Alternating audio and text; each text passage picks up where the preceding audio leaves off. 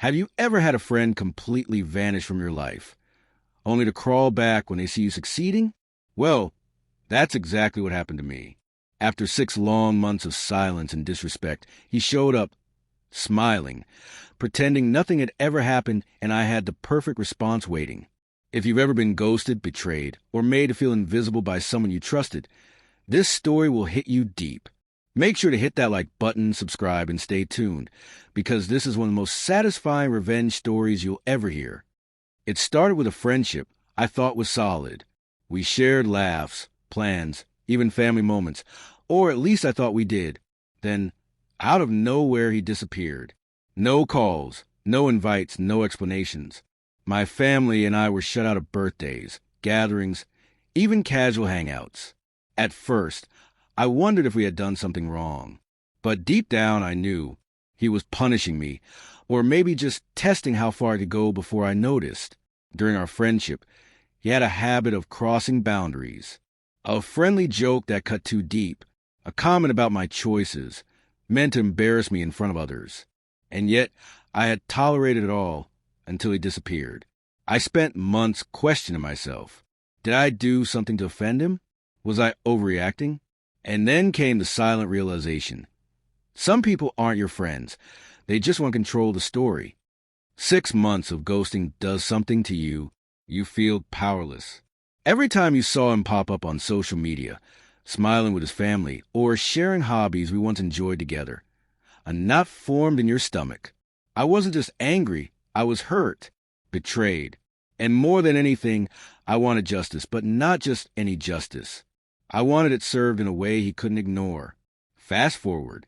I recently acquired a business that revolved around a hobby he adored, something he'd always wanted to own or be part of. Out of nowhere, he called. His tone was casual, friendly even. He asked questions about the business, hinted at possible opportunities to join, even subtly tried to charm me into sharing secrets. My body reacted immediately, heart racing, hands clenching. I could feel the urge to snap, to point out all the months he had disappeared. But instead, I stayed calm, neutral, professional. A few weeks later, he and his cousin showed up at an event I was working. Smiles plastered on their faces, like old times had never happened. But I had learned something crucial.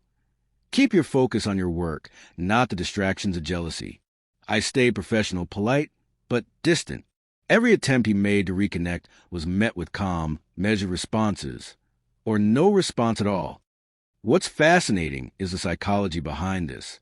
People like him only resurface when they perceive value.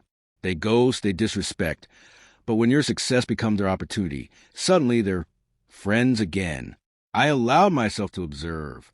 Every text, every attempt to reconnect, revealed more about his motives than I needed to know.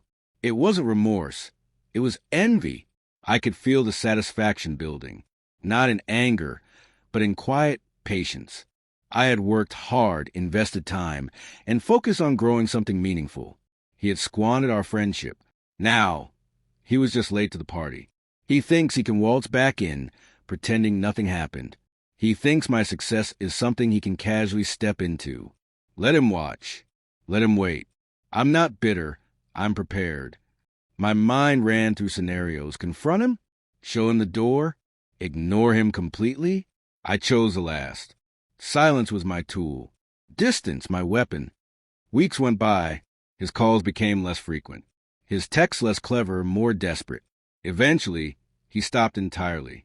The satisfaction wasn't in confrontation. It wasn't in proving him wrong in public. It was in knowing that his envy had no power over me, that I had continued to grow, thrive, and expand my business without letting him in. And the most satisfying part, he had no choice but to watch from the sidelines. Every success, every milestone, every client gain was mine alone. My patience, my focus, my refusal to indulge his selfish motives. That was a revenge. Sometimes, the best revenge isn't dramatic. It's subtle. It's patience.